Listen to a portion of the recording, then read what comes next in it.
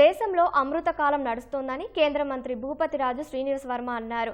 ప్రధాని మోదీ బాధ్యతలు స్వీకరించి 11 ఏళ్లు పూర్తయిన సందర్భంగా విజయవాడలో బీజేపీ నిర్వహించిన సంకల్పంతో సాకారం రాష్ట్ర స్థాయి కార్యశాలలో ఆయన పాల్గొన్నారు. 2047 నాటికి వికసిత భారత్ విశ్వగురు దేశంగా భారతదేశం ఆవిర్భవించాలని ఆకాంక్షించారు.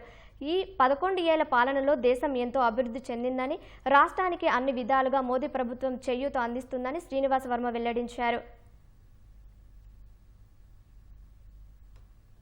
11వ ఆర్థిక వ్యవస్థగా ఉన్నటువంటి భారతదేశం 11 సంవత్సరాల మోడీ గారి పరిపాలనా కాలంలో వేళ 4వ ఆర్థిక వ్యవస్థగా ఎదిగిందనేటువంటి విషయం కూడా మనందరికీ కూడా తెలుసు.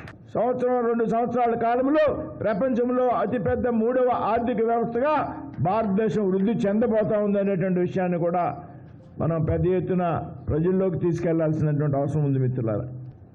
ఏదైతే అభివృద్ధిని సంక్షేమాన్ని కూడా బ్యాలెన్స్ చేసుకుంటూ పెద్ద ఎత్తున దేశంలో పేదల కోసం అంత్యోదయ పథకాలను అమలు చేస్తున్నటువంటి ప్రభుత్వం నరేంద్ర మోడీ గారి ప్రభుత్వం.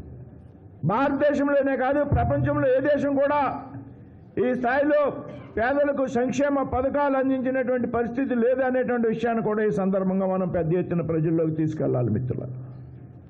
ఈ విధంగా ఆంధ్రప్రదేశ్ రాష్ట్రానికి ఈవేళ అన్ని విధాలుగా చేయూతనిస్తున్నటువంటి ప్రభుత్వం నరేంద్ర మోడీ గారి ప్రభుత్వం అనేటువంటి విషయాన్ని మనం అంతా కూడా గుర్తు తెచ్చుకోవాలి. కేంద్ర ప్రభుత్వం నిధుల ద్వారా మాత్రమే ఇవాళ ఆంధ్రప్రదేశ్ అభివృద్ధి సాధ్యమవుతుంది.